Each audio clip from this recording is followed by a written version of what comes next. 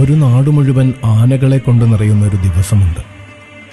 അതിരും അതിർവരമ്പുകളും ഭേദിച്ച് ആനപ്രേമികൾ ഒഴുകിയെത്തുമെന്നവിടെ. ഈ നാടിൻ്റെ സ്പന്ദനം പോലും ആ ദിവസത്തിനാണ്. അതെന്താണങ്ങനെ എന്നൊരു ചോദ്യം വേണം. അവർ ഒത്തുചേരുന്നത് അവരുടെ തമ്പുരാന് വേണ്ടിയാണ്.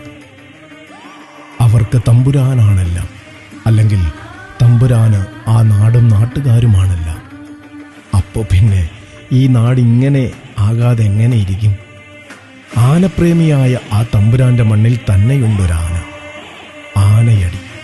കൊല്ലം ജില്ലയിൽ പത്തനംതിട്ടയുടെയും ആലപ്പുഴയുടെയും അതിരുകൾക്കടുത്ത് ശൂരനാട് ആനയടി ശ്രീ നരസിംഹസ്വാമിയാണ് ആ തമ്പുരാൻ.